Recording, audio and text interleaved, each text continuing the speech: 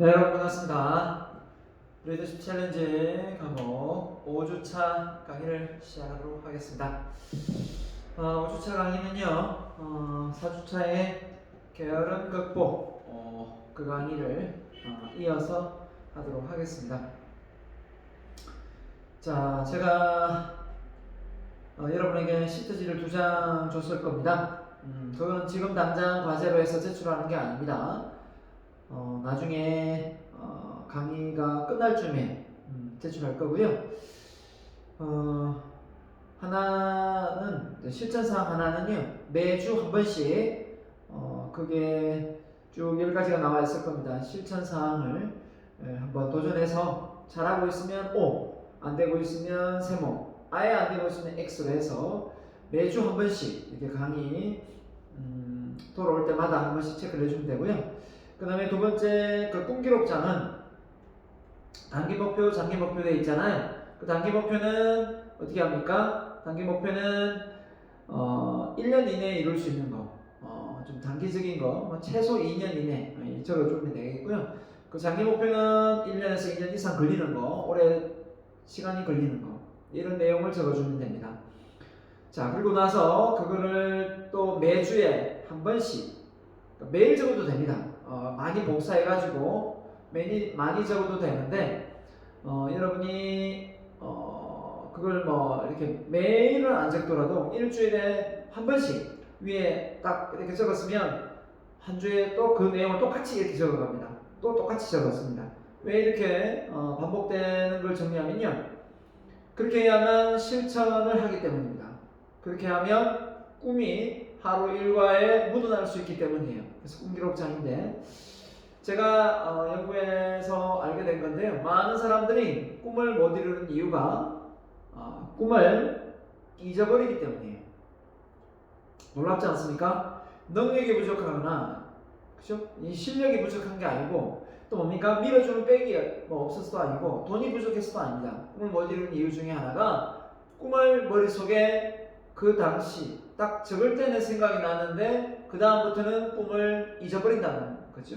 그래서 목표 지수가 낮으면 어디까지나 게으름을 피울 수밖에 없거든요.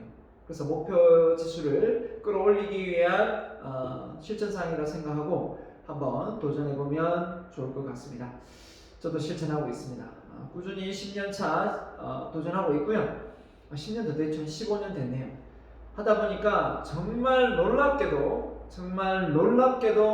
그 꿈기록장에 적혀져 있는 내용들을 내가 실천에 옮기고 있습니다. 정말 놀랍게도 그런 실천사항을 내가 하고 있는 걸 보면서 정말 깜짝 놀랍니다. 와, 정말 내가 이걸 어떻게 이걸 실천하지? 생각했는데 막상 그걸 계속해서 하다 보니까 그걸 하게 되더라고요. 실천을 하게 됩니다. 그래서 여러분도 꼭 한번 해보기를 강력하게 추천드립니다. 자, 지난 시간에 게으름 극복의 원인에 대해서 이야기하고 지금 그 원인을 가지고 해결책을 이야기하고 있습니다. 그 솔루션을 이야기하고 있는데 극점지수, 목표지수에 대한 지난 시간 했었죠. 자, 그래서 오늘은 이제 책임지수가 낮으면 그 게으름을 이겨내지 못한다. 두 번째, 또 네 번째는요, 어려움을 없이 편안하게 성장하는, 역시 역경지수가 낮으면 또 게을러질 수 있다. 그 다음에 인정받은 경험이 부족하다. 인정지수. 그래서 누구로부터 칭찬 이런 걸 많이 받은 사람은 또 그 칭찬을 더 받고 싶어서 또 도전하게 되는데 그런 경험이 없다 보니까 또 도전을 멈추게 된다는 겁니다. 그래서 자, 이렇게 있고요. 여섯 번째는 영향 형성, 리더십 지수. 나는 남을 이끌 만한 그런 영향이 안 돼 라고 생각하는 사람이 참 많아요. 그런데 막상 뚜껑을 열어보면 의외로 많은 사람들이 정말 남을 리드할 수 있는 영향을 갖춘 사람이 많습니다. 여러분도 나는 그런 사람이 많을 거라 생각합니다. 그 다음에 일곱 번째, 성장 배경에 환경이 열악하다. 환경지수. 말 그대로 환경이 뭡니까? 그걸 뒷받침해 줄 수가 없는 거죠. 그래서 환경을 바꿔라 이런 거죠. 그 다음에 앞서가고자 하는 마음이 없다. 동기지수. 이것도 역시 마찬가지고요. 물론 동기도 앞서 이야기한 목표에 나옵니다. 자, 목표에서도 동기가 나오지만 동기지수. 그 다음에 하고 있는 일에서 관심이 부족하다. 적성지수. 자신의 적성을 찾아야 되겠고, 그 다음에 다른 사람을 생각해주지 않는다. 이타심지수. 자, 이것 자체가 앞서 오늘 바로 지금 소개할 책임지수하고 많이 연관되어 있습니다. 하지만 따로 분리시켜서 좀 세분화 시켜봤습니다. 자, 이렇게 해서 제가 이 게으름 극복에 관련된 책을 집필을 지금 하고 있습니다. 그래서 시중에 책이 나올 수 있기를 저 역시도 열정적으로 쓰고 나중에 그게 많은 사람들이 읽게 됐으면 좋겠습니다. 자, 가보겠습니다. 그래서 책임지수. 내가 이 세상에 크게 승화하지 못하는 사람, 내가 이 세상에서 크게 승화하지 못한 것은 누구 탓인가? 이랬습니다. 누구 탓일까요? 자, 부모님 탓인가요? 아니면 주변 사람 탓인가요? 바로 내 탓이다 이거죠. 나에게 책임을 지우는 순간 변화는 시작된다. 자, 우리 셀프 리더십 처음 시작할 때 니 똑바로 해라 라고 했을 때 나머지 세 손가락이 나를 가르치면서 뭐랬죠? 너나 잘해라, 너나 잘해라, 너나 잘해라 이거 배웠죠? 이런 거와 마찬가지듯이 우리가 이 세상을 변화시키는 그런 어떤 영향력을 주기에 앞서서 정말 나는 잘하고 있나 이걸 점검해야 되는 게 정말 중요하거든요. 그래서 스스로에게 책임을 지운다. 아주 무서운 말이긴 합니다만은 이런 책임을 떠안으려고 하는 사람이 뒤에 나오는 리더십 지수도 올라갈 것이고 이타심 지수도 올라갑니다. 다 연관성이 있거든요. 자, 스스로 책임을 지는 순간 의무감으로 변화는 시작된다. 그래서 내가 누구 집 아들인데 내가 우리 가문을 위해서라도 내가 이런 건 내가 책임져야지. 내가 대한민국 사람 아닌가? 대한민국 사람으로서 다른 나라 사람들보다 좀 더 변화를 보이고 올바른 모습을 보여야지. 이런 것도 다 책임지수입니다. 이런 책임. 나는 울산대 학생 아니야? 울산대 학생으로서 다른 대학 학생들보다 더 멋진 모습을 보여야지. 이런 생각이 다 책임지수입니다. 자, 그래서 나만 생각하면 내가 늦잠을 잤다. 가정해볼게요. 늦잠을 잤다. 나만 생각하면 어떻게 됩니까? 왜 깨워주지 않는 거야? 왜 깨워주지 않았어? 하면서 부모를 탓하고 신경질 내고 짜증을 내면서 학교로 오는 경우도 많을 거예요. 맞죠? 근데 사실 어떻게 보면 부모의 탓입니까? 본인이 못 일어난 거잖아요.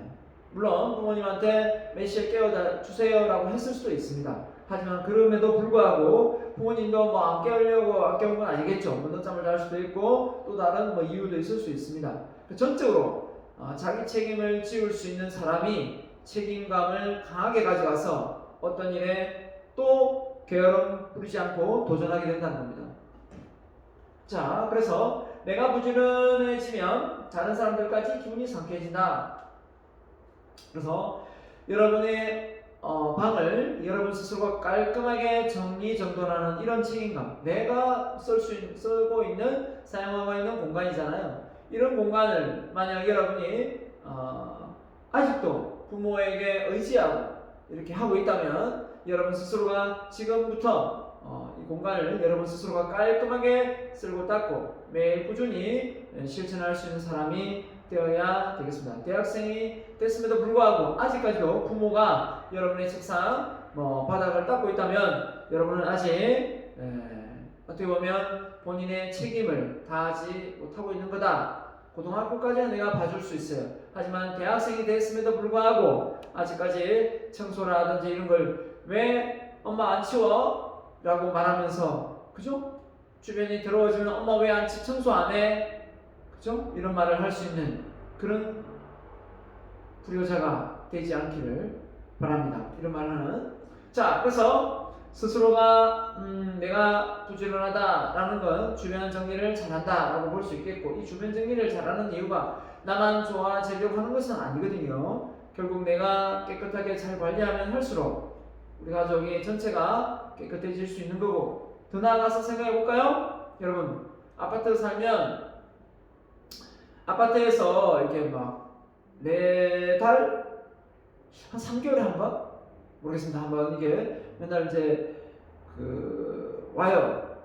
방역을 하라고 젤로 주기도 하고 또 진짜 분무기처럼 뿌리기도 하는데, 중요한 건 그런 걸 귀찮다고 안 하는 가정이 있어요. 그러면 그 안 하는 가정에 뭐가 나오느냐? 바퀴벌레가 나와요. 그 바퀴벌레가 어디로 오느냐? 이웃집에 와요. 결국은 본인이 깨끗하게 정리정돈을 안 하는 바람에 이웃집에 피해를 주게 되는 거죠. 그래서 공동체 생활하는 아파트 같으면 꼬박꼬박 정기적으로 좀 귀찮더라도, 그죠? 네, 방역을 철저히 해야 되는 것도 역시 마찬가지입니다. 그게 나 혼자 생활하는 공간이면 상관없을 수도 있지만 사실 그렇진 않죠. 자, 그래서 실천력이 없는 책임은 무책임에 지나지 않는다. 네, 실천력을 발휘해야 책임을 지는 거죠. 당신이 책임져야 할 것은 당신의 뭐가 아니라 의지가 아니라 당신의 행동입니다. 이랬습니다. 그래서 결국 말로는 뭘 못합니까? 뭐 이것저것 다 할 것처럼 이야기하죠. 하지만 막상 뚜껑을 열어보면 실천을 안 합니다. 실천을 안 하고 말만 진짜 입맛 보고 다음에 말만 계속 해대는 사람이 많습니다. 그래서는 안 되겠고 정말 자기가 내뱉은 말에 책임을 지고 그 말대로 실행에 옮긴다면 아무 문제가 없을 거라고 저는 생각합니다. 자, 그래서 각자 다른 위치에 따라 다른 책임이 있다라는 생각이 들었습니다. 보세요. 자, 가장으로서, 사장으로서, 친구로서, 부모님으로서, 후배로서, 아내로서, 자, 어느 위치에든 다 각자의 한 사람이 가장이 있다고 가정해 볼게요. 다 각자가 다른 위치에서 다른 책임을 가지고 있는 겁니다. 그래서 나는 뭐 직장에서 돈을 잘 벌어오니까 뭐 가정은 당신이 책임져, 자녀는 당신이 책임져, 자녀도 들어가야 되겠죠. 이렇게 말한다면 진짜 무책임한 겁니다. 무책임한 거예요. 무책임한 겁니다.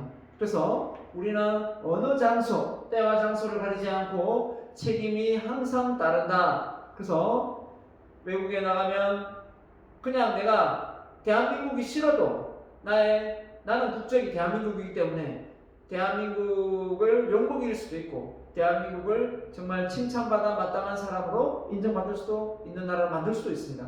그게 바로 나의 행동인 거죠. 내 책임인 거죠. 네. 자, 여러분의 책임은 무엇인가요? 한번 쭉쭉쭉 한번 써보세요. 여러분이 어떤 책임을 지금 져야 되고, 취직을 할 거면 나중에 직장의 책임이 있을 거고, 가정에서 책임, 친구 어느 모임의 책임, 각자의 어떤 맡은 게 많으면 많을수록 그 각자의 모임에 맞는 책임이 있을 겁니다. 저는 좀 이렇게 장을 많이 맡고 있는데, 그걸 맡고 있음으로 해서 그에 따른 책임, 그 책임이 저는 있다고 봅니다. 그래서 그 책임을 다하는 사람만이 어떻게 되겠습니까? 게으름에서 이겨낼 수 있다라고 저는 보는 거죠. 네. 자, 여러분 각자가 어떤 책임을 갖고 있는 이 내용 요약할 때 이 내용 여러분의 생각을 적어야 됩니다. 여러분의 생각을 적는 겁니다. 앞서 이걸 내 걸 적는 게 아니고요. 여러분의 생각을 적는 겁니다. 자, 내 인생은 스스로 책임지려고 하지 않는 순간 게으름은 시작된다. 그래서 막 철없는 그런 사람들은 왜 그렇게 게으르고 무계획적이고 취업도 안 하고 게임만 하느냐 이렇게 막 나오라면 철없는 이 대학생들이 뭐라고 부모한테 달라드는 줄 아세요? 네. 누가 내가 태어나고 싶어 났어요? 예? 부모님이 날 낳으셨잖아요. 나 별로 태어나고 싶은 마음 없었어요. 이런 말도 안 되는 소리를 하면서 달라드는 대학생도 여러 봤습니다. 우리 집이 그렇다네. 우리 집은 아닙니다. 우리 집은 그런 애 없고 아무튼 저는 그런 학생을 많이 봐왔습니다. 왜냐하면 상담을 해서 교육을 외부에서 많이 하고 있기 때문에 그런 학생들을 만나게 돼요. 예, 만나게 되는데 어처구니가 없죠. 어처구니가 없는데 있어요. 진짜 있습니다. 이 지금 영상을 보고 있는 또 대학생 중에도 있을 수도 있어요. 네, 저는 없었으면 좋겠지만 혹시 있다면 부모님께 그런 행동은 정말 불효자입니다. 불효자예요. 철없는 언젠가 깨닫게 되겠지만 지금 이 순간 빨리 깨닫고 부모님에게 내가 해야 될 책임을 부모님에게 책임질 전가를 하고 있지는 않는지 잘 생각해보고 부모님을 의지하지 말고 부모님이 걱정을 끼쳐드리지 않도록 평소에 게으름 극복해서 행동 거지 똑바로 할 수 있도록 했으면 좋겠습니다. 아침에 일어났는데 일찍 일어나서 다 씻고 준비해서 학교 가고 갔다 와서 공부 열심히 하고 자격증 따고 그죠? 공부 열심히 하고 자기 할 일 똑부러지게 도전한다면 부모님이 얼마나 좋아하겠습니까? 그러나 매번 방문만 열면 PC 게임하고 놀고 맨날 엑스레이 앞을 찍고 뒤를 찍고 막 낮잠이나 자고 이런 모습 보여주면 부모님이 얼마나 걱정을 하겠습니까? 아이고 저놈 자식 언제 철들까 라는 생각을 하겠죠. 네, 그런 걱정 안 할 수 있도록 여러분이 이번 기회에 제대로 책임감이 있는 그런 역량을 여러분이 보여줄 거라 저는 믿습니다. 믿어도 되죠? 네, 가겠습니다. 자, 유일한 박사님. 자, 이분은 정말 책임감이 남달랐습니다. 기업을 운영하는 기업의 CEO이면서도 우선순위가 어디에 포커스가 맞춰져 있냐면 바로 나라였습니다. 국가, 교육, 학교를 세웠지 않습니까? 국가, 교육, 기업, 가정 이 순서로 중요도를 매겼어요. 그렇기 때문에 국가가 하는 일이면 거기에 동참해야 되고 거기에 양보를 해야 된다 이런 마음을 가지고 교육이 살아야 나라가 산다. 그래서 교육에 자기 자산을 많이 투자했고요. 기업에 헌신했고요. 가정에 이 순서를 따지면 물론 가정에 등한시하지 않았지만 가정은 좀 맨 나중에 챙겼습니다. 그 정도로 그렇다고 해서 가정에 뭐 자녀를 돌보지 않거나 그죠? 이런 대인들을 위해서 뭐 가족을 희생시켰거나 이건 아닙니다. 이건 아닌데 자녀 아들 딸이 있었는데 이 아들 딸에게 자기 재산을 다 물려주지 않고 어떻게 했습니까? 사회 환원하고 그죠? 네, 이렇게 했습니다. 그래서 이런 걸 놓고 볼 때 어떻게 보면 이 정도 유일한 박사님처럼 이런 기업가가 될 수는 없겠지만 이런 사람 되기는 힘들겠지만 이 정도까지는 아니더라도 최소한 본인이 근무하게 될 또 위치하게 될 어느 지역에 어떤 조직에 들어가든 본인의 책임을 다 할 수 있는 그런 사람이 되었으면 좋겠습니다. 자, 두 번째 역경지수입니다. 두 번째 방금 했던 거는 책임지수고요. 자, 역경. 자, 여러분 스스로가 나는 역경을 많이 경험하고 자랐다. 많이 힘들었다. 자, 이렇게 말하면 여러분 부모님 세대와 여러분의 세대 많이 차이가 날 겁니다. 부모님이 훨씬 더 많은 역경을 경험했을 거라 봅니다. 물론 여러분도 힘들 거라고 생각합니다. 하지만 더 힘든 거는 더 어렵게 힘들게 과거에 많은 조상들이 있습니다. 정말 이 욕구 중에 생리적 욕구, 안전의 욕구 이런 걸 위협받으면서 사회 활동을 하는 사람도 많이 있거든요. 우리는 지금 그런 상황에 물론 놓여 있긴 합니다. 코로나로 인해서 이런 거는 또 완전히 다른 또 새로운 역경이기 때문에 아무튼 이 역경 지수가 너무 없다면 또 사람이 나태해지고 게을러진다는 겁니다. 중요한 건. 그래서 스스로가 내가 왜 이렇게 게으른가 라고 생각해보고 너무 부모님이 나를 오냐 그래 아이고 네 하고 싶은 대로 해라 아이고 오냐 이렇게 키우지는 않았나 한번 점검해 봐야 됩니다. 내가 조금만 짜증내면 부모님이 눈치 보고 아빠가 그죠? 엄마 아빠가 나한테 눈치 보고 이렇게 내가 성장하지 않았나 이거. 그러다 보면 어떻게 되겠습니까? 버르장머리가 없어요. 버르장머리가 없어요. 그 버르장머리가 없는 게 부모한테는 부모가 이해를 하겠지만 조직에 들어가서 사회 활동하면 그 버르장머리 없는 것이 그대로 드러납니다. 그대로 묻어납니다. 그러면 회사에서 쫓겨납니다. 아니 쫓겨나지 않으면 막 왕따도 당하고 됩니다. 모르는 거죠 본인. 근데 산전수전 공중전을 겪었던 어렵게 성장한 이런 사람은 어떻게 됩니까? 많이 뭡니까? 경험했기 때문에 눈치껏 주변 사람들에게 어떻게 행동하고 처신해야 되는지 잘 알고 있습니다. 저는 제가 제 조카가 있는데요. 정말 그 조카가 부모님 돌아가시고 정말 가난하면서 어려운 환경에 자랐어요. 아들, 딸이 있었는데 그 과정은 또 조카 중에 좀 더 부유하게 편안하게 자란 조카가 있어요. 이 두 조카를 각 가정집에서 이렇게 비유한다면 정말 열악한 환경, 여기는 정말 풍족한 환경이었어요. 근데 독립을 누가 잘해서 지금 사회활동을 잘하느냐? 참 공교롭게도 어렵게 성장한 그 조카가 훨씬 더 뭔가를 도전하고 열심히 하고 잘 살고 있어요. 그런 걸 놓고 볼 때, 자, 정말 진짜 세상에 공짜는 없구나. 그런 생각이 들어요. 자, 그래서 여러분 스스로가 여러분에게 역경이 없었다면 역경은 여러분 스스로가 이제 만드는 시대가 왔다는 겁니다. 역경은 어떻게 만들까요? 역경은 바로 도전을 하는 겁니다. 도전을 하면 역경은 반드시 따르게 되어 있습니다.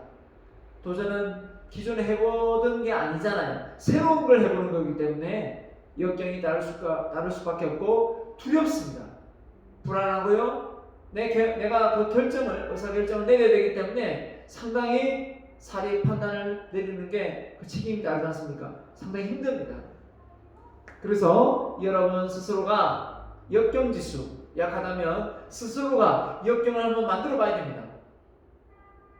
저는 제가 스스로의 역경을 만든 거, 마라톤을 뛰거나 또 등산을 하거나 높은 산을 오르면서 다리가 아프도록 오르거나 또 심지어 뭡니까?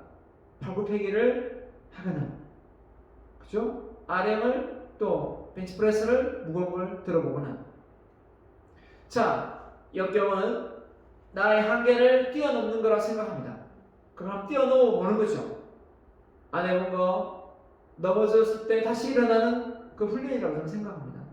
여러분 스스로가 어떤 역경에 한번 도전해 볼지는 잘 모르겠지만 그죠? 이렇게 배낭여행을 가거나 그죠? 뭐 심지어 이런 것도 있죠. 해병대 그죠? 예, 캠프를 가거나 이런 것도 아마 있을 겁니다. 아무튼 역경이 주어질 때 여러분이 그 역경을 제대로 잘 해석하면 됩니다.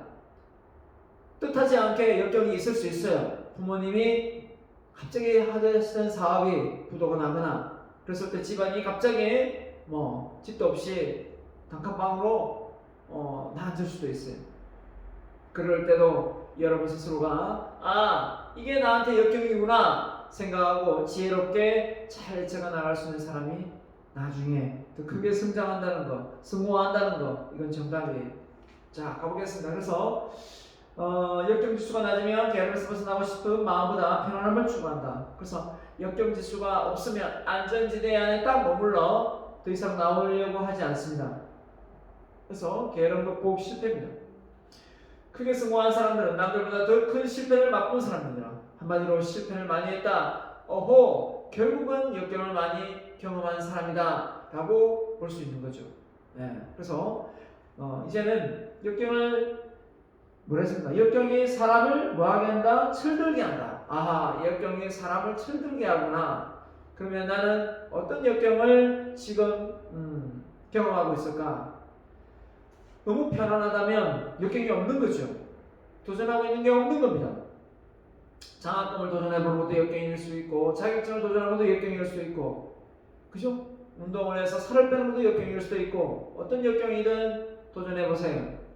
그게 뭐가 됐든. 자, 그래서 에이브럼 링컨에 관련된 내용인데요. 링컨은 정말 실패를 많이 하기로 소문난 사람이죠. 네, 실패를 많이. 그래서 미국 사람이 왜 저렇게 링컨을 존경하는가 봤더니 링컨이 정말 존경할 만한 뭡니까? 존경할 만한 뭐죠? 실패를 많이 했습니다. 그렇죠? 가난한 집에 태어났고요. 집을 잃고 길거리 쫓겨났고요. 사업이 망해가지고 어머니가 풍토병으로 세상을 떠났고요. 그럴 때 그 다음에 누이가 아이를 낳다가 세상을 떠났고요. 그 다음에 약혼녀가 아마 죽더라고요. 네, 사망을 했고요.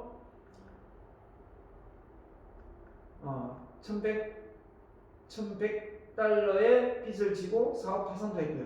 자, 주 의원에 지출했지만 뭡니까? 안 됐고요. 다시 대의원 선거 출마해서는 실패했고요. 주정부 부통령 선거에 패배했고요. 하원 패배.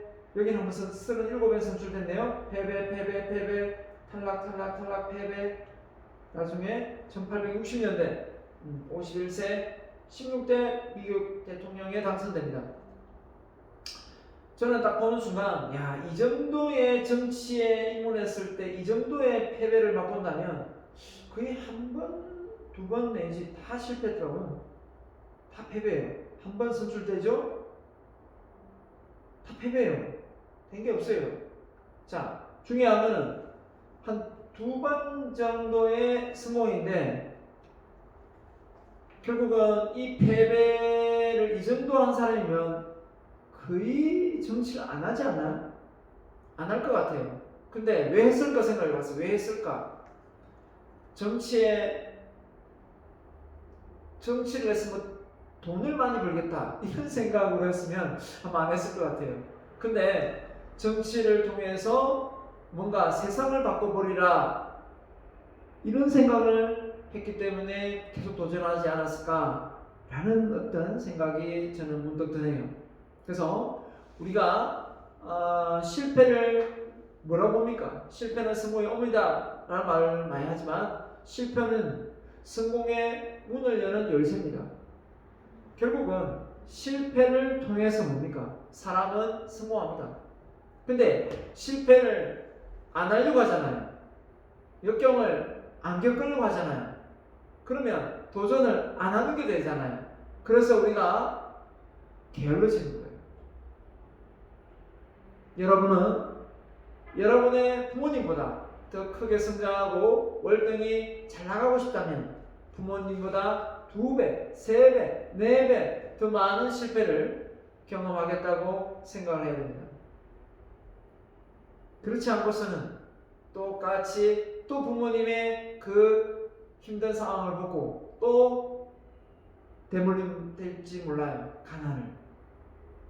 그래서 그 정주행 회장 일화를 보면 정말 고향을 떠나서 환경북도인가요? 하여튼 그걸 떠나서 서울에 와서 어떻습니까? 정착하려고 수만 번 도망을 나왔지만 수만 번에 한 4번인가 5번인가 도망을 나왔습니다만은 결국은 아버지한테 다 그러니까 장손이라고 계속 설득해서 데려갔죠. 하지만 마지막에는 결국 집을 나와서 부엌 쌀가게입니다. 쌀가게에서 일을 해가지고 맞죠? 신뢰를 얻어가지고 그 집 아들보다 쌀가게 주인 아들보다 더 신뢰를 쌓아서 쌀가게를 물려받아가지고 나중에 그죠? 현대공업사를 차려서 현대건설사를 차려서 결국은 지금의 현대그룹을 만든 거거든요. 근데 그런 정종영 회장 일화를 보면서 느낀 게 뭐였냐면 끊임없는 실패를 그분은 실패를 보지 않았더라고요. 실패는 과정이다. 현대공업사를 하면서 건설사가 돈을 많이 번다는 걸 알았어요. 정부의 지원을 많이 받아가지고. 근데 그걸 무모하게 뛰어든다고 해서 옆에 그죠? 많은 가족들이 또 직장 동료들이 말렸지만 만류하고 도전했어요. 그게 바로 지금의 현대가 있는 거더라고요. 자, 여러분 역경 지수를 끌어올려 봅시다. 스스로에게 역경을 경험하게 해봅시다. 스스로에게 실패를 할 수 있는 기회를 줍시다. 그러면 여러분의 게으름은 극복됩니다. 실패를 안 하려고 무진장 애를 쓰다 보니까 아무것도 안 하게 되는 겁니다. 자, 그래서 당신이 극복해야 될 역경은 무엇입니까? 다이어트, 시험 성적, 취업, 결혼, 집사기, 승진 이랬는데 여러분이 나중에 다 하게 될 거지만 중요한 거는 저는 생각합니다. 지금부터 작은 것을 이루다 보면 여러분 나쁜 의미로 바늘 도둑이 소도둑 된다는 말 있죠. 근데 그 좋은 의미로 다시 바꿔지면 티끌모아 태산인 게 있죠. 그런 것처럼 작은 실천이 큰 것을 저는 이루어낸다고 저는 생각합니다. 작은 역경들을 많이 극복하고 넘어지고 엎어지고 해서 극복하고 이겨낼 때 나중에 큰 역경과 어떤 문제에 봉착했을 때도 또 잘 이겨내는 사람이 되더라는 겁니다. 그렇기 때문에 여러분이 극복해야 될 역경이 무엇인지 한번 적어보시기 바랍니다. 저는 제가 그냥 보편적인 걸 이렇게 적었습니다만은 지금 내가 극복해야 될 역경은 뭘까 생각해보니까 TV 출연, 책 저술 해서 베스트셀러 작가, 그 다음에 10층 500평 빌딩을 세운다 했으니까 이런 거, 또 내가 해야 될 부분은 많은 사람들한테 좋은 강의를 해줘야 되니까 강의 기법, 또 뭡니까? 많은 인맥이 필요하니까 많은 인맥과의 소통 능력, 또 셀프 인성 리더십을 프랜차이즈 시킬 수 있는 시스템, 뭐 이런 부분을 저는 역경이라고 봐요.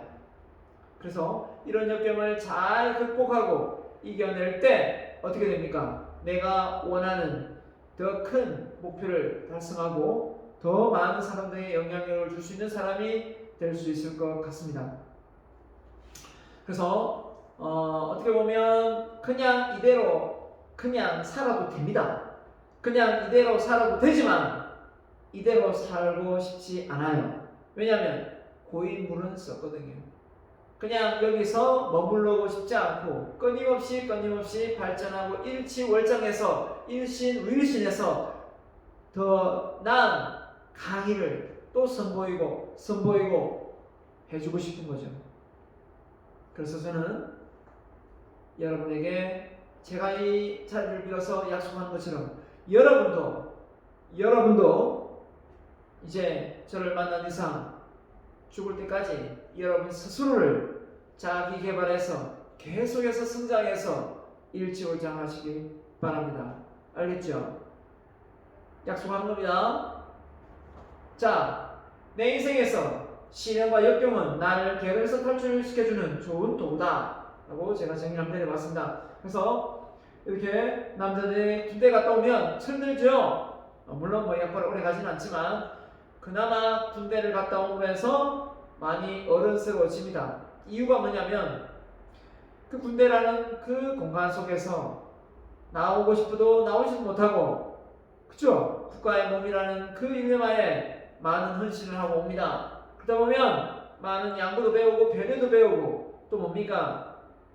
집단 생활 속에서 조직 속에서 또 적응력도 배우게 됩니다.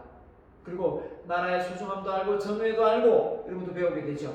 자, 또 우리 여성 같으면 또 임신을 통해서 산모의 고통을 알고 엄마가 나를 낳을 때도 이렇게 힘들게 나를 낳으셨구나 그러면서 또 모성애를 더 느끼게 됩니다. 자, 이런 부분을 볼 때 물론 뭐 요즘 또 젊은 많은 세대들이 결혼을 안 하고 아이도 안 낳고 막 그렇게 하지만 분명히 보통 일반적인 생각은 다 결혼을 해서 아이 낳고 잘 가정을 꾸려갈 것이라 생각합니다.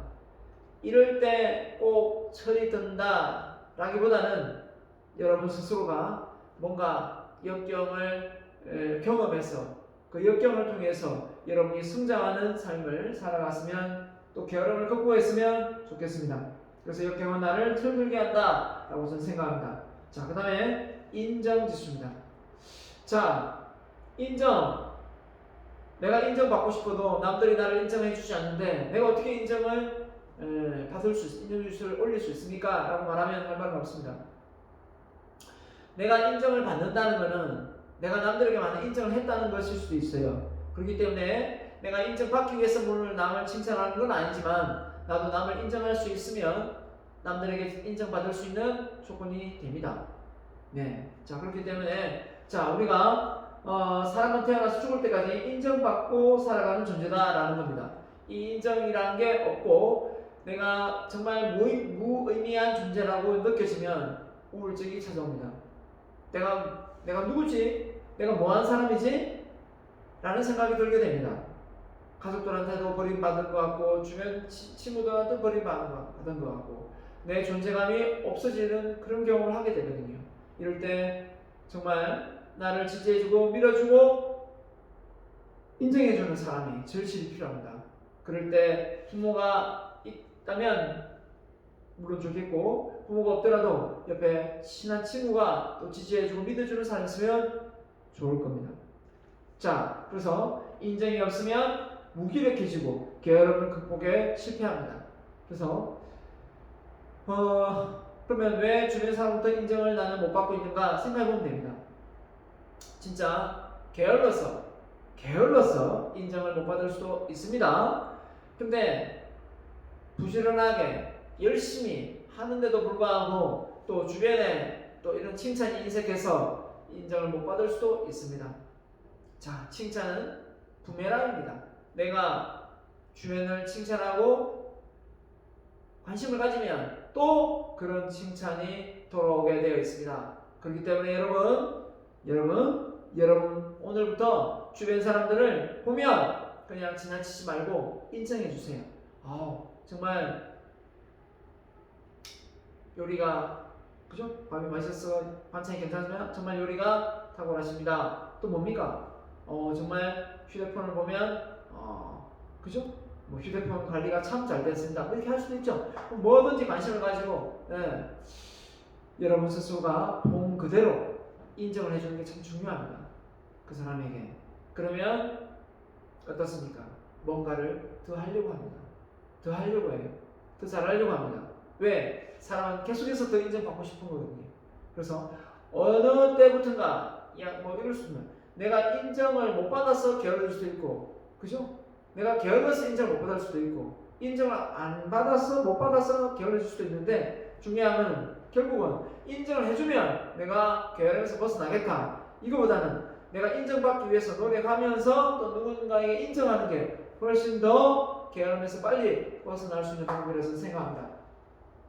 주변 사람들에게 칭찬, 인정받고 있는 것은 무엇인가? 그죠? 이렇게 적었을 때 자격증을 많이 취득했다, 예의 바르다, 나만의 장점, 어떤 게 있으면 칭찬받고 다이어트 성공했다, 아르바이트 했다, 학업 성적 이런 걸 통해서 그죠? 주변 사람들한테 인정을 받았다면 여러분 스스로가 자부심이 생겨서 또 도전하게 될 겁니다. 저는 대학생 때 정말 좀 가난했습니다. 그래서 많은 아르바이트를 했습니다. 많은 아르바이트를 했는데 그 아르바이트를 하면서 내가 이런 생각을 했습니다. 내가 아르바이트를 하는 곳은 한 달이 됐든 두 달이 됐든 석 달이 됐든 그 하는 곳에서 주인이 나를 잡을 수 있는 사람이 되자.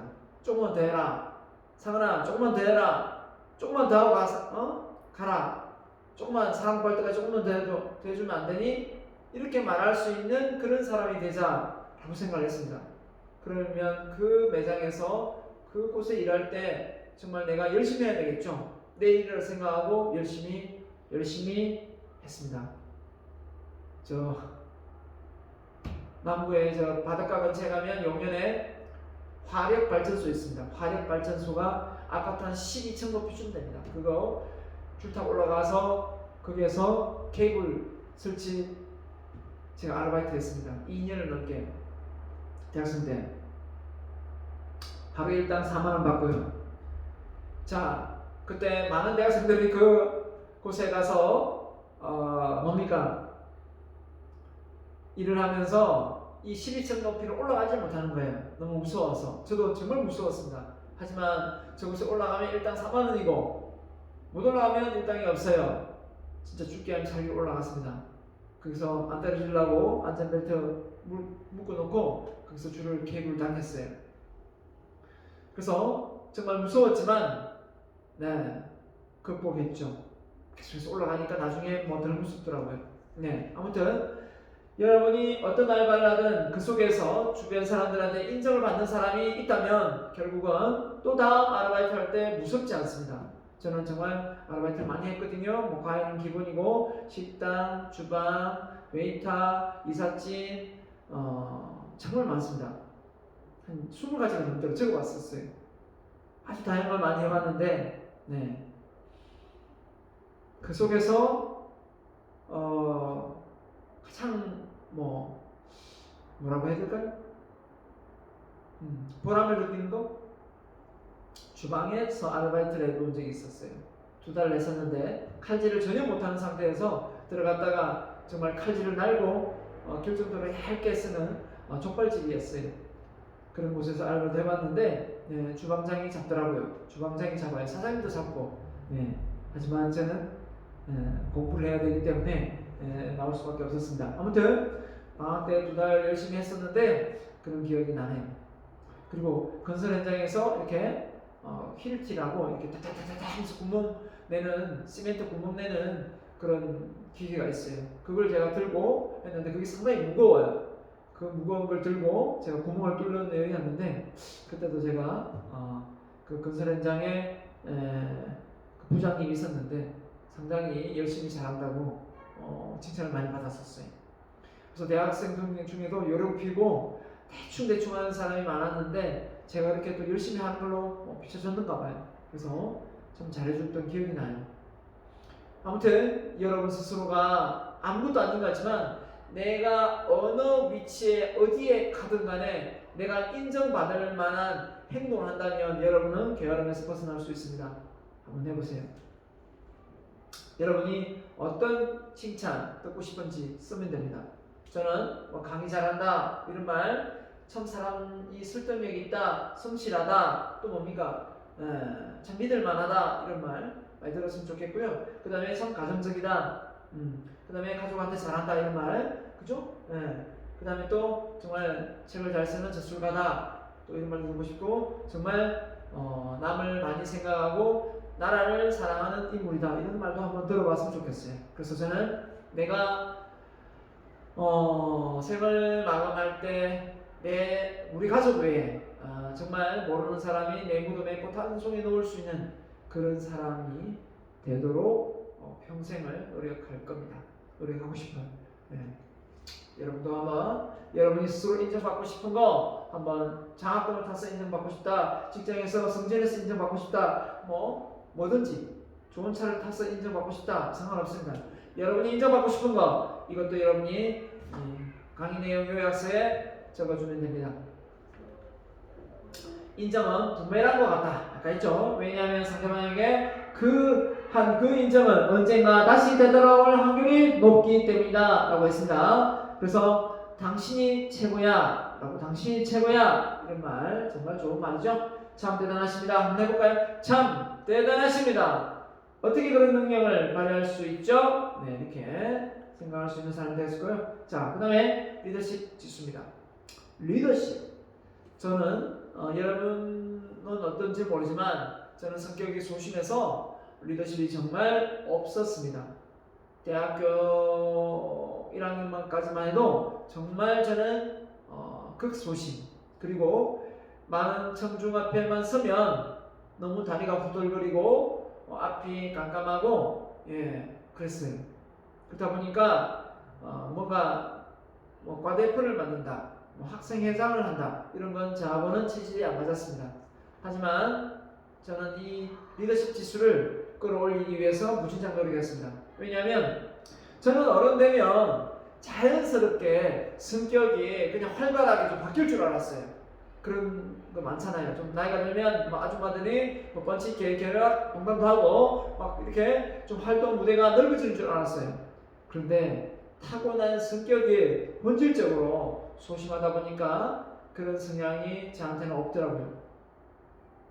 저는 그런 사람을 부러워만 하고 그런 사람을 타고난다고 생각하고 아예 저는 도전을 안 하려고 했던 것 같아요. 그러나 결정적인 건 뭐냐면 정말 나의 존재감이 없었다는 거예요. 이게 정말 나한테는 큰 극복해야 될 어떤 단점이었어요.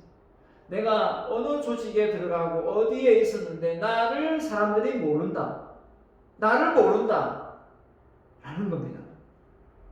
그럴 때 내 주장이 없고 내 생각을 말하지 않으니까 사람들이 나를 모르는구나. 그때부터 말을 하기 시작했습니다. 말을 배우기 시작했습니다. 그리고 많은 사람들에게 내 존재감을 알리려고 무진장 노력했습니다. 말이 없던 내가, 남 눈치 보고 남들이 나한테 말을 걸어주기를 기다리던 내가, 이제 내가 누구한테 다가가서 말을 먼저 걸고 영향력을 넓게 주려고 노력을 했습니다. 근데 정말 이게 통했던 걸까요? 안 바뀔 것 같았는데 이게 되는 거였습니다. 이게 되더라고요. 성격도 타고난 게 있지만, 기질적으로 타고난 것도 있지만 이게 바뀌는구나. 어느 정도 노력하면 바뀔 수 있구나 라는 걸 알게 된 거죠. 자, 그때부터 저는 더 넓게, 폭넓게 계속해서 리더십을 영향을 넓혀갔습니다. 저만 지금까지 제가 21년차 강의를 했는데 저를 거쳐갔던 많은 사람들 인원수로 치면 정말 많습니다. 거짓말 못해도 1000명은 넘을 거예요. 그 정도로 많은 사람을 저는 만나고 강의를 했습니다. 대학생만 한 게 아닙니다. 대학교만. 대학교도 한 15년 정도밖에 안 됩니다. 또 외부에 더 많습니다. 더 많은 사람을 만났습니다. 더 많은 사람을 만나기 위해 애를 썼습니다. 그리고 그 무대가 이제는 익숙해졌습니다. 2000명, 3000명 앞에서도 강의를 해봤습니다. 역시 힘들었지만 그것도 반복되니까 별거 아니더라고요. 이제는 방송국에서 불러줬으면 좋겠습니다. 물론 내가 강의를 잘해서가 아니라 제가 할 말이 있고 좋은 내용이 있다면 방송국에서 많은 사람들에게 영향을 줄 수 있는 그런 영향을 발휘할 기회를 한번 가졌으면 좋겠습니다. 자, 리더십 지수가 낮으면 영향력 부족으로 게으름에서 벗어나기 힘들다라고 생각합니다. 그래서 리더십 지수를 끌어올리기 위해서 우리는 노력을 해야 된다. 그러면 리더십 지수가 없는 사람에게 어떻게 하면 리더십 지수를 끌어올릴 수 있을까? 그죠? 자, 다음 질문에 yes 아니면 no를 답해보세요. 있습니다. 첫째, 당신은 남을 이끌 수 있는 인물이 되고 싶습니까? yes, no. 자, 당신은 다른 이들의 롤모델이 되고 싶습니까? 됐거든요. 이런 사람도 있겠죠. 당신은 인생을 살면서 남들보다 더 많은 성과를 내고 싶습니까? 넷째, 당신은 존경받는 인물이 되려고 노력하고 있습니까? 제가 리더십 지수가 낮을 때는 이 점은 노입니다. 내가 어떻게 이런 생각을 했었습니다. 하지만 지금은 아닙니다. 지금은 비록 내가 울산대 강의하고 있고 이렇게 외부에도 강의를 좀 하고 있지만 이런 정도의 영향력으로 내가 뭘 할 수 있겠어? 이런 생각 전혀 하지 않습니다. 왜 못해? 나는 할 수 있어. 나도 역사적 인물이 될 수 있고 나도 내가 원하는 만큼의 큰 업적을 남길 수 있어 라고 생각하고 있습니다. 이 생각이 어디에서 비롯됐는지는 정확히는 잘 모르겠지만 저 스스로 생각해도 리더십 지수가 많이 커진 것 같습니다. 저는 저 자신을 아주 별 볼 일 없는 사람으로 치부를 했었습니다. 하지만 많은 위인들의 위인된 책을 보면서, 자서전을 보면서 그분들은 타고난 기질적인 어떤 영향이, 천재적인 영향이 있었던 게 아니라 자기 자신을 우습게 보지 않았습니다. 자기 스스로를 우습게 보지 않으니까 더 많은 영향이 표출되어서, 발휘되어서 더 많은 사람들의 영향력을 주고 생각만 하더라고요. 나도 생각했습니다. 내가 아직 얼마나 더 능력이, 실력이 있는지는 잘 모르겠지만 이 영향을 많이 더 끄집어내어서 발휘해서 더 많은 사람들에게 영향력을 줘서 어떻게든 대한민국이 성장하고 세계 선진국 국가로 1등 국가로 올라가는데 기여할 수 있는 사람이 되자라는 생각을 했습니다. 저는 그래서 강연하는 걸 너무나 좋아합니다. 왜냐하면 이렇게 많은 사람을 한 번에 1대 다로 영향력을 줄 수 있기 때문입니다. 이런 기회가 흔하지는 않거든요. 여러분이 나한테 점수를 받기 위해서 이 강의를 듣고는 있겠지만 여러분 여러분 스스로가 많은 사람에게 영향력을 줘서 그 사람의 인생을 바꿔놓는다면 이거는 정말 의미 있고 가치 있고 해볼 만한 삶이라고 저는 생각합니다. 여러분도 이번 기회에 이 리더십 챌린지를 통해서 정말 여러분이 더 많은 사람들에게 영향력을 줘서 좋은 사람 많이 롤모델로 만들어내십시오. 나처럼 해봐라 요렇게 라고 말할 정도로 많은 사람들이 여러분을 롤모델로 삼을 수 있도록 하십시오. 할 수 있습니다. 얼마든지 할 수 있습니다. 자, 다섯째, 당신은 이기심보다 이타심을 품고 인생을 살아가고 계십니까? 네, 나 위주의 삶에서 리더십은 1대 다가 더 많은 혜택을 발휘할 수 있도록 나를 희생할 수밖에 없습니다. 그러면 됩니다. 자, 리더십 지수 관련명은 당신은 남들에게 좋은 영향력을 줄 수 있는 것만으로도 인생을 알차게 살아가고 있는 것이다. 그래서 리더십은 내가 리더십을 배웠다고 해서 영향을 발휘하는, 안 배웠다고 해서 영향력을 안 발휘하는 게 아닙니다. 영향력은 항상 발휘합니다. 서로 쌍방이 주고 받으니까요.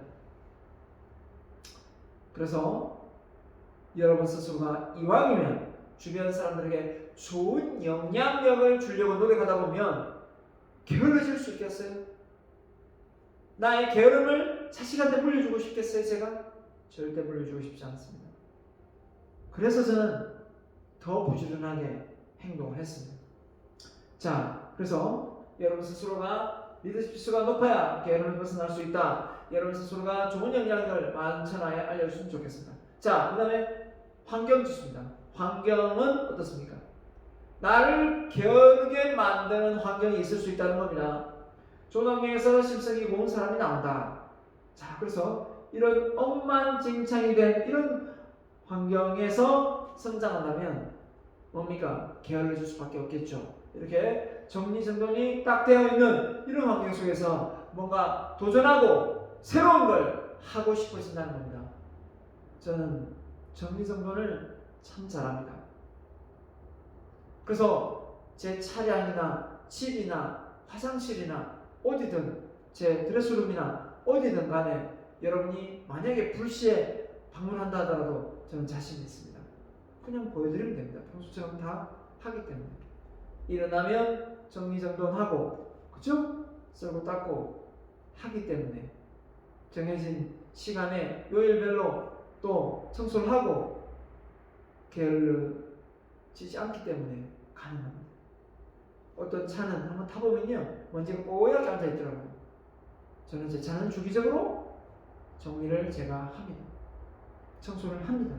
왜냐면 가족들이 타고 또 친인척들이 타잖아요.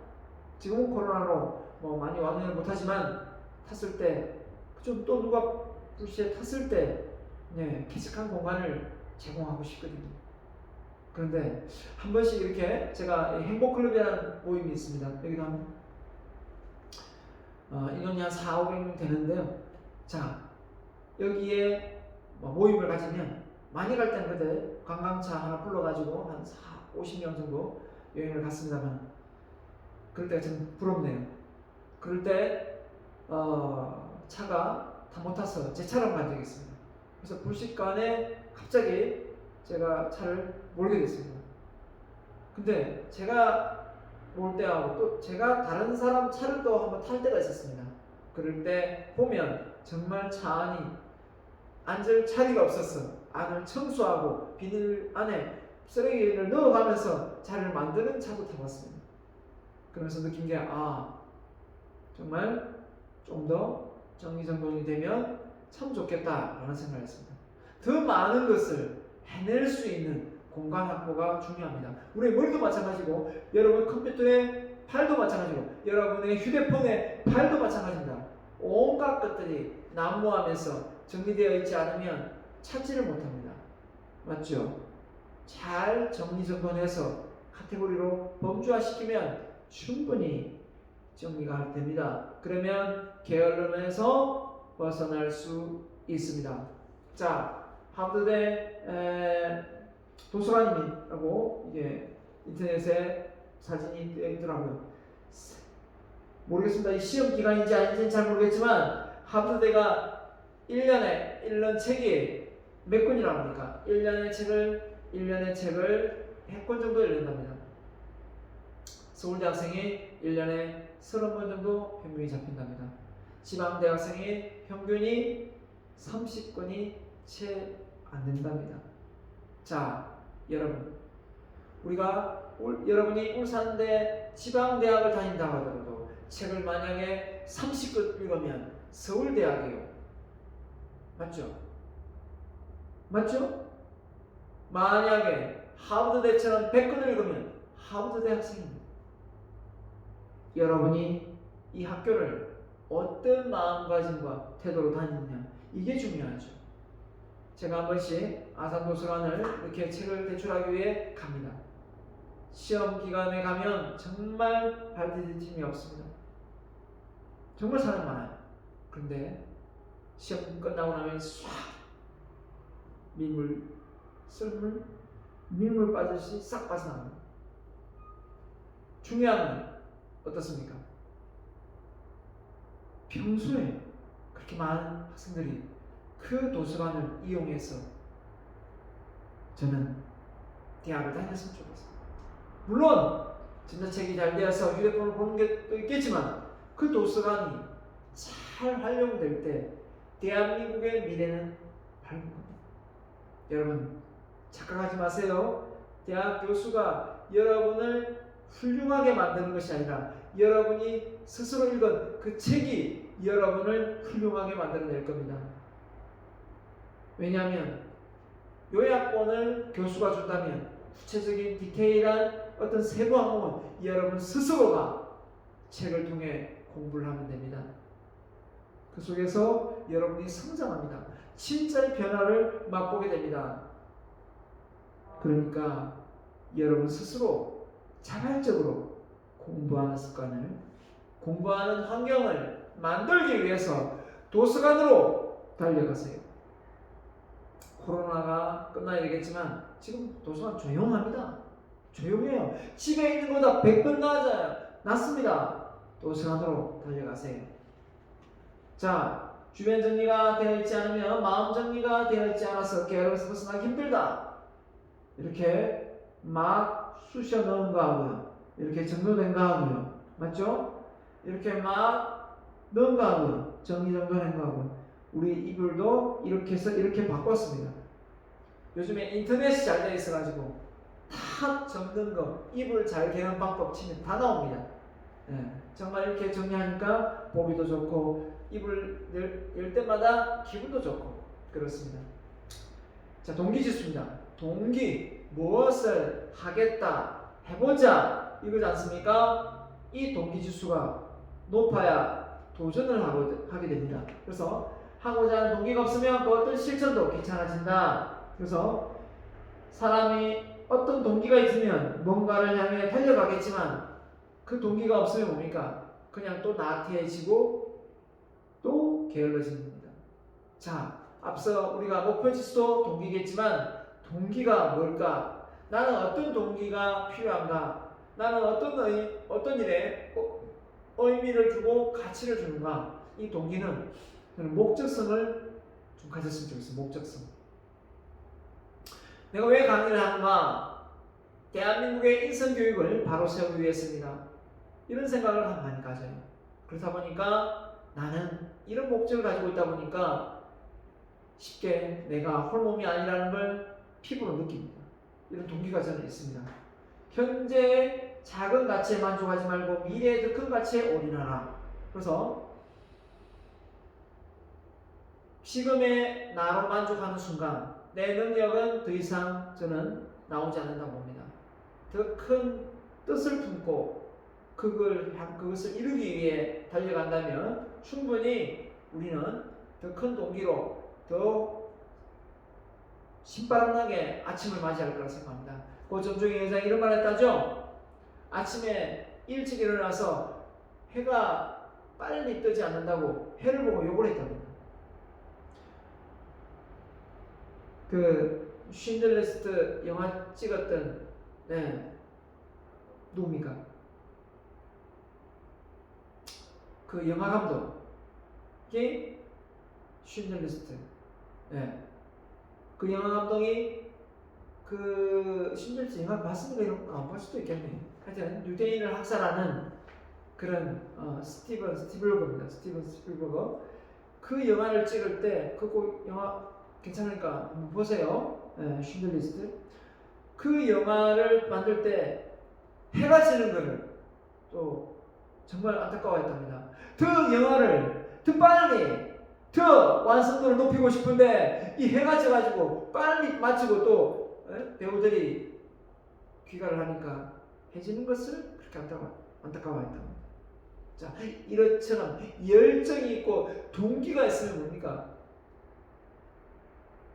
그 일에 매진하게 됩니다. 시간 가는 줄 몰라요. 시간 가는 줄 모릅니다. 억지로 하면 시간이 정말 더디게 갑니다. 내가 좋았어. 그 속에 푹 빠져버리면 시간 가는 줄 모릅니다. 너무너무 잘 갑니다. 자, 그래서 꿈이라고 말해놓고 건드리지 않으면 계속 꿈입니다. 그건 자다 꾸는 꿈하고 똑같아요. 하지만 바로 실행한다면 더 이상 꿈이 아니라 현실입니다. 맞죠? 여러분을 자극하는 내재적 동기는 무엇입니까? 내재적 동기, 외재적 동기.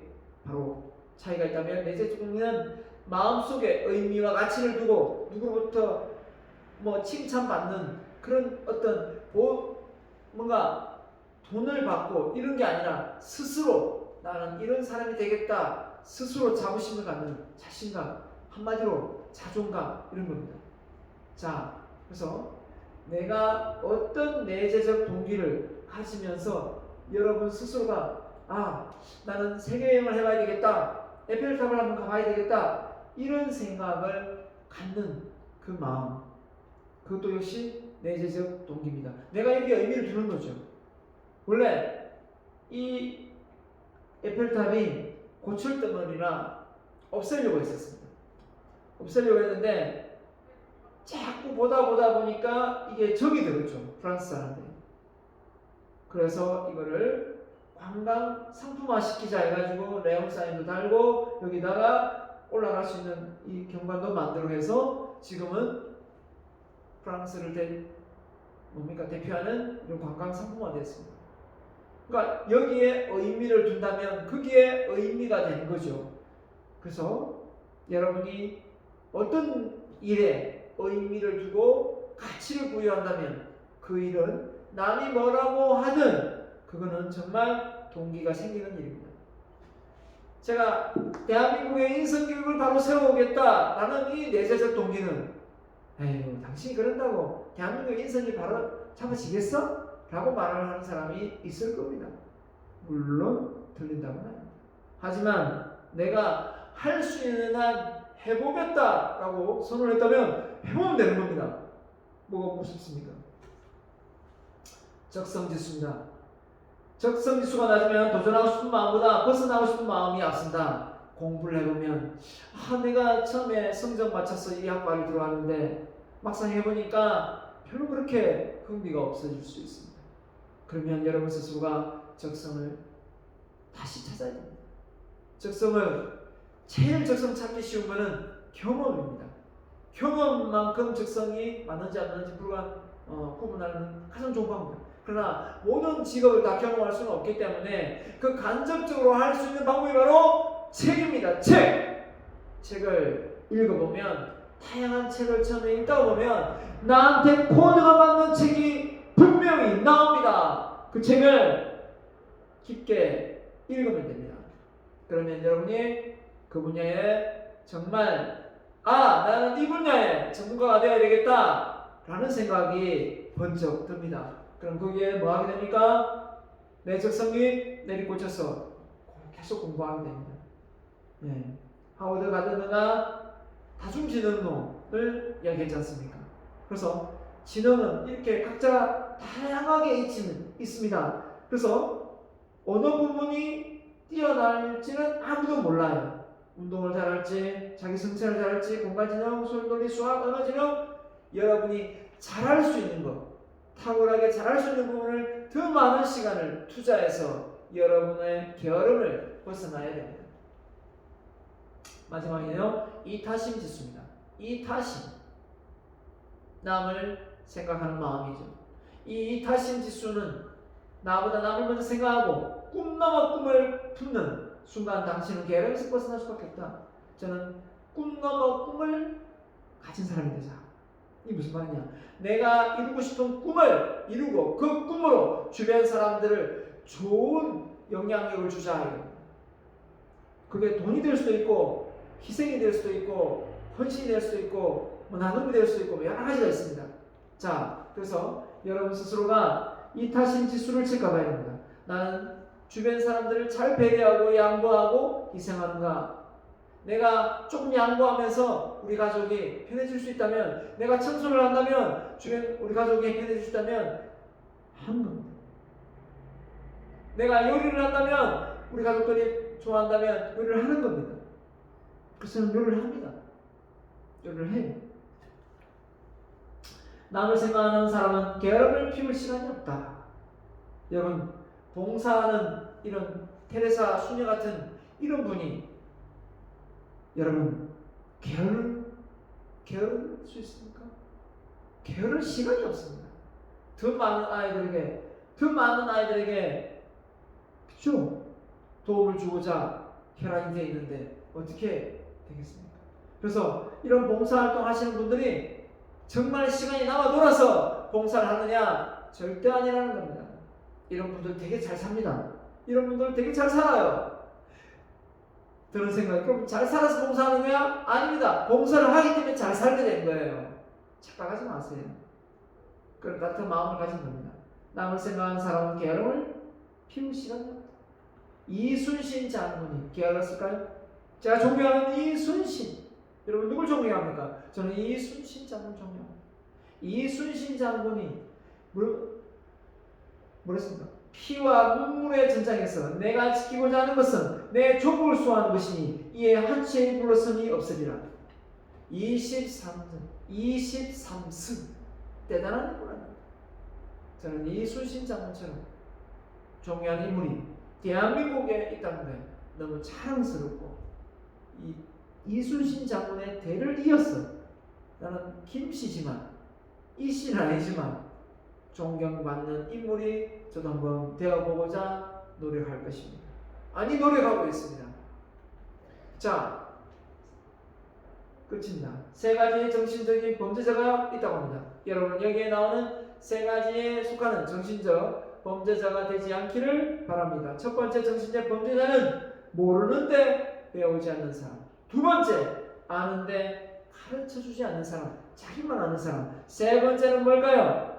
바로 할 수 있는데도 하지 않는 사람이 되는 거죠. 할 수 있는데도 하지 않는 사람이에요. 저는 이 리더십 챌린지를 통해서 여러분에게 기본적인 실천 사항을 지금 나눠드렸습니다. 그 기본적인 실천 사항을 잘 실천하지 못하면서 미래의 큰 꿈을 이루겠다고 선언하는 인물이 있다면 여러분은 그 꿈은 개꿈입니다. 왜 그렇게 잘 아느냐고요? 많은 사람들이 이미 그 실천사항을 잘 이행하고 그런 위치에 도달했기 때문에 제가 그 표현을 만든 겁니다. 꼭 실천에 옮겨서 여러분의 게으름을 극복할 수 있는 그런 인물이 되기를 바랍니다. 이것을 하지 않으면 아무 소용이 없다. 마음으로 아무리 첫날 만날 마음을 먹어도 그 마음을 실천에 옮기지 않으면 아무 의미가 없습니다. 생각하고 마음 먹고 행동하지 않으면 아무 소용이 없습니다. 그래서 하고 싶은 마음이 생길 때까지 기다리지 말고 하게 됐으면 바로 실천하자. 한번 외쳐볼까요? 하고 싶은 마음이 생길 때까지 기다리지 말고 하기로 했으면 바로 실천하자. 제가 만든 명언입니다. 꼭 기억하고 여러분의 원하는 꿈과 목표를 달성하기 위해서 여러분의 게으름을 잘 극복하길 바랍니다. 마치겠습니다. 감사합니다.